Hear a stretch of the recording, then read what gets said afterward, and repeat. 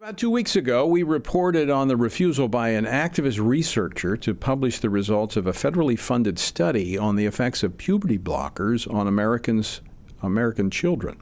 Now, the researcher, Dr. Johanna Olson Kennedy, told reporters she fears the study could, quote, be weaponized or even used in court to stop these gender mutilation procedures because, surprise, surprise, the study found no evidence that such procedures improved the mental health of children.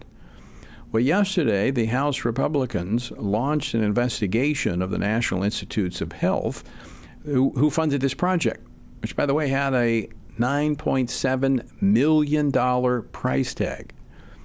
That's $9.7 million of your tax dollars that went to fund the study. And because the researcher, who was an activist, was afraid that these results would be used against her, and it didn't support her preconceived notions, she's not releasing it.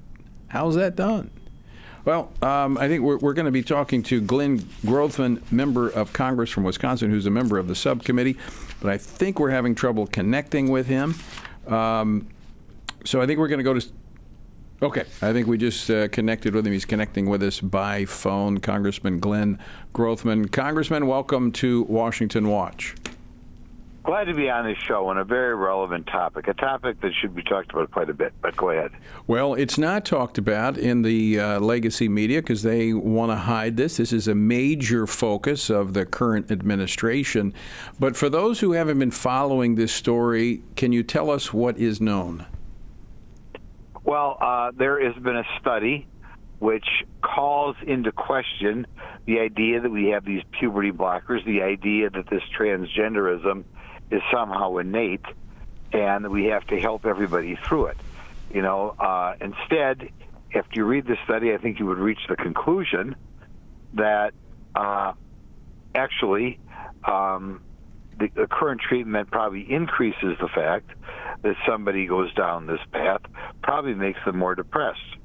And I think, therefore, calls into question the whole gender-affirming care industry. Right. I mean, most of these kids, over 80% of them, will make their way through the transition through puberty. And in fact, we're seeing increasingly is as puberty blockers and other interventions, including surgery, are being utilized, they're not using counseling, which in many cases could make a difference in the lives of these children. So, go ahead. Yeah, you hit the nail on the head. Usually kids will come out of this on their own, okay? Which is why you didn't have kids like this when you and I were children.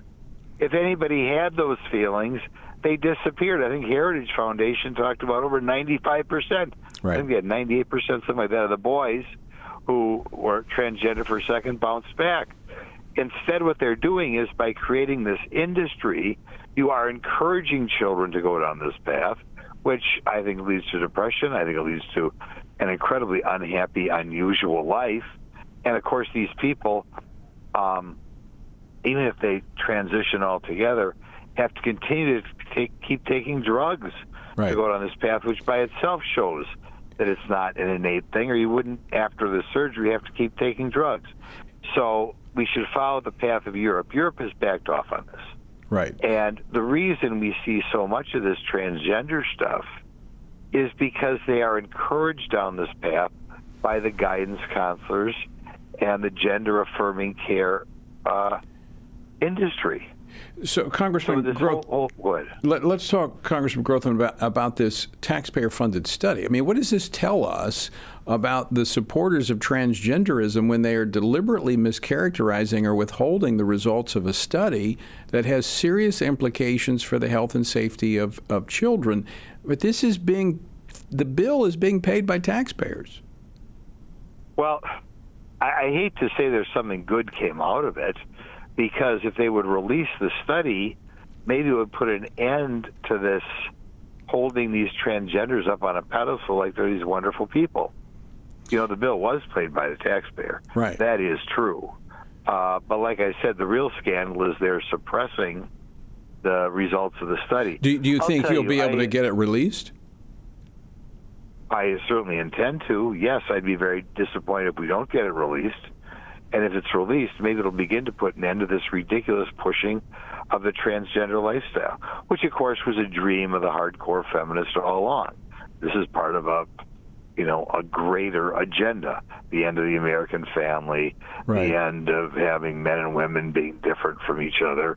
They want to say, well, everybody can just bounce back and forth. So that's why they're hiding it. And, of course, monetarily wise, they're hiding it, because if it ever became apparent that most kids just grow out of this, what would these people do for a living? That's right. That, as you said, it really has become an industry. Congressman Grothman, we're up against a break. I want to thank you for joining us, and as always, appreciate your insights. Well, thank you, and I hope your listeners pay attention, because eventually I'm sure we're going to have a hearing on this. And when you get the facts, you can keep your school board from going down this horrible path. Yeah, I'm sure we'll have you back on when that hearing takes place. Congressman Glenn Grothman of Wisconsin.